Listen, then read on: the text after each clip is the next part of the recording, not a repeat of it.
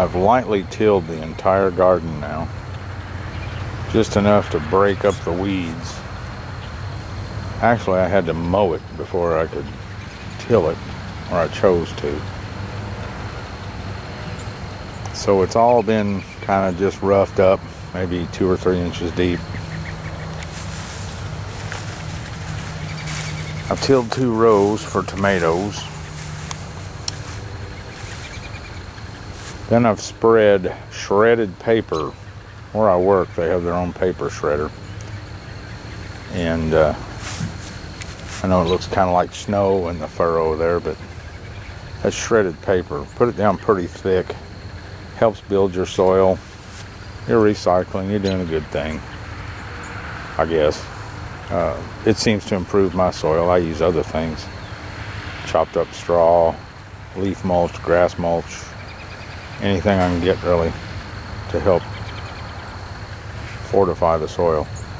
Anyway, this first row, I've raked the dirt back over top of the shredded paper, and this one I've yet to do. Left it open, kind of give you an idea. I'm going to plant tomatoes in these. They're 6 feet apart. The tomatoes will grow up and nearly close it in. Give you a little room to get down through there.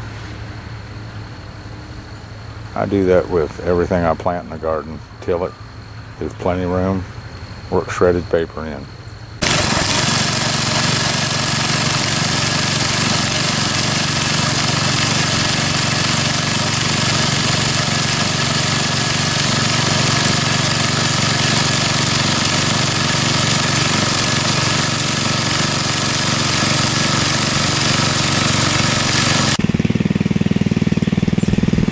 Well, that was an example of how these old front tine tillers work. Everybody claims they beat you up. I guess if you hit a big rock, they get a little rough, but they're cost effective and do a pretty darn good job.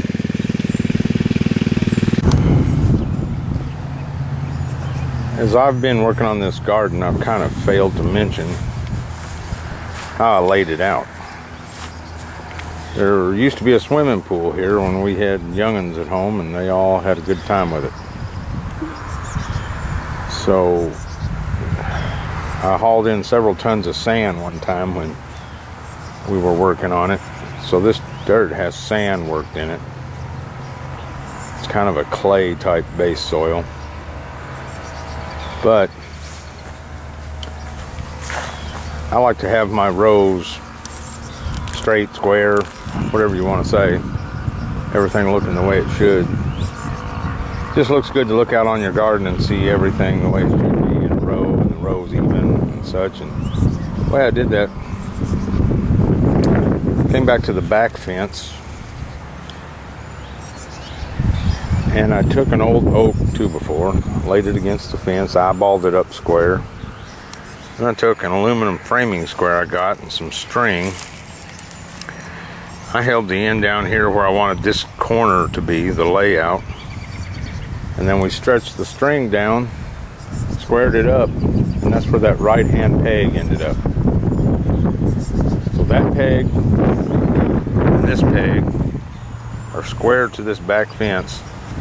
And then on the other end of the garden, I drove pegs, measured evenly. So it gives me a place to lay my rows out. And I use measuring tape. You can take a stick and put notches in it to get your rows lined out. But I'm going to say the garden's fairly square, close enough. This is plants we're dealing with. Nothing's going to be perfectly lined up. But it'll all look good when you stand back and glance at it anyway. So just wanted to throw that in. That's one of the ways you kind of get a layout. And if you want to do that even before you start tilling, that's fine. But my boundaries were already pretty well established on this, so there'll be more coming.